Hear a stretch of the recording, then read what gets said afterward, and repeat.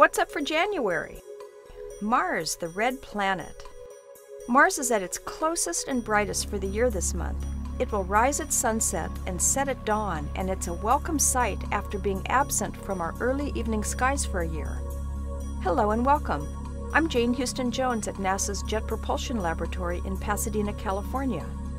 It takes 1 year for Earth to make one complete orbit of the Sun. Mars is farther from the Sun than Earth is, and it orbits a little slower. Mars goes around the Sun in a little less than 2 Earth years. Mars oppositions occur when the Earth passes between the Sun and Mars. This is also when Mars is closest to Earth in its orbit. But because Mars has an elliptical orbit, opposition occurs every 2 years and 2 months. The next Mars opposition is on January 29th. If you step outside and look to the east after sunset this month, you'll see a bright orange star-like object rising. That's Mars, and it's brighter than anything else in the eastern sky. Through a moderate-sized telescope, Mars will look sort of peachy-colored, and you can make out some of the darker gray features, like Syrtis Major. The North Polar Cap is the easiest feature to see. When you look at the North Polar Cap in early January and again on February 18th, you'll see the location of the Phoenix lander. It's to the south of the Polar Cap.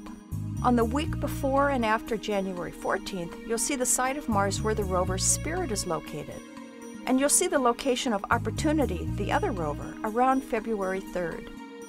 These same viewing areas will rotate around for you to see every 40 days from now until December.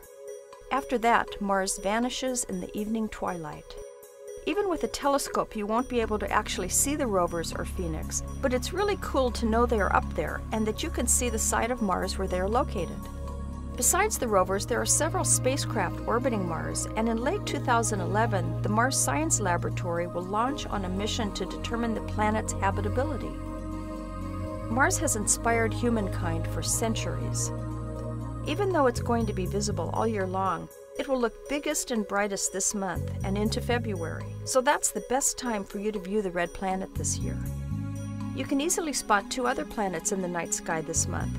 Jupiter sets in the west just after sunset by the end of January, and Saturn now rises in the east by late evening. In fact, if you stay up until midnight at month end, you can see both Mars and Saturn with the beautiful constellation Leo the Lion stretched out between red Mars and golden Saturn.